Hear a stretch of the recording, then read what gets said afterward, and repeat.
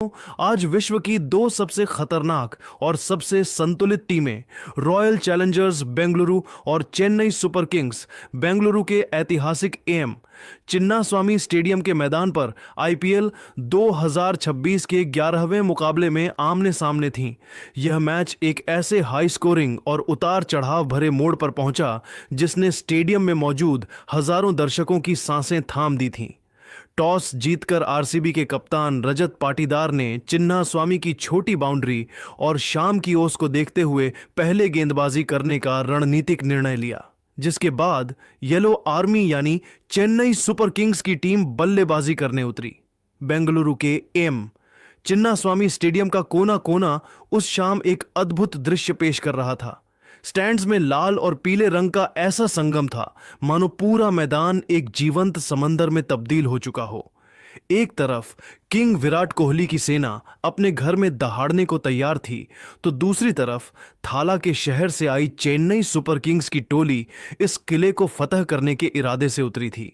जैसे ही अंपायरों ने खेल शुरू होने का संकेत दिया, चेन्नई की शुरुआत किसी शांत समंदर जैसी नहीं बल्कि एक सक्रिय ज्वालामुखी के फटने जैसी रही।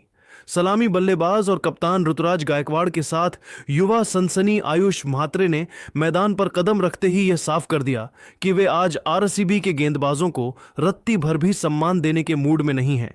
इन दोनों ने मिलकर अनुभवी भुवनेश्वर कुमार और न्यूजीलैंड के तेज गेंदबाज जैकब डफी की लाइन लेंथ की धज्जियां उड़ाना शुरू कर दिया। गायकवाड़ ने अपनी चिर परिचित और नजाकत भरी क्लास दिखाते हुए पहले ही ओवर में भुवनेश्वर की गेंदों पर दो ऐसे शानदार और कड़क कवर ड्राइव जड़े कि गेंद रॉकेट की रफ्तार से सीमा रेखा के पार जा गिरी। दूसरी ओर युवा म्हात्रे ने डफी की गति का फायदा उठाते हुए एक ऐसा प्रचंड पुल शॉट खेला जिसे देखकर स्टेडियम में मौजूद हजारों प्रशंसकों का जोश 7वें आसमान पर पहुंच गया। चिन्नास्वामी स्टेडियम की छोटी बाउंड्री और बेंगलुरु की तेज हवाओं के बीच पावर प्ले के शुरुआती 6 ओवरों का खेल किसी रोमांचक फिल्म के शुरुआती दृश्यों जैसा था। चेन्नई सुपर किंग्स के इन दोनों सलामी योद्धाओं ऋतुराज और म्हात्रे ने मैदान के हर एक कोने को अपने रनों से सराबोर कर दिया। स्थिति ऐसी थी कि स्कोरबोर्ड किसी सुपरसोनिक जेट की रफ्तार से भागने लगा और बेंगलुरु के गेंदबाज केवल असहाय होकर गेंद को बाउंड्री के बाहर जाते देख रहे थे। देखते ही देखते चेन्नई ने बिना कोई विकेट खोए 72 रनों का एक विशाल और डरावना स्कोर बोर्ड पर टांग दिया। जब आरसीबी की पूरी टीम और उनके प्रशंसक पूरी तरह बेबस और हताश नजर आ रहे थे, तब 7वें ओवर में कप्तान रजत पाटीदार ने एक साहसी दांव खेला और गेंद युवा लेग स्पिनर सुयश शर्मा को थमाई।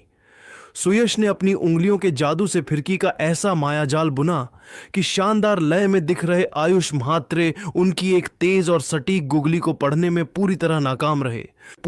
गेंद बल्ले और पैड के बीच के फासले को चीरते हुए सीधा स्टंप से जा टकराई और म्हात्रे को क्लीन बोल्ड होकर पवेलियन की राह पकड़नी पड़ी। म्हात्रे के आउट होने के बाद मैदान पर जिस खिलाड़ी का आगमन हुआ वह कोई और नहीं बल्कि अनुभवी संजू सैमसन थे। संजू ने क्रीज पर कदम रखते ही अपनी खूंखार मंशा जाहिर कर दी और स्पिनर कृणाल पांड्या को अपने निशाने पर ले लिया।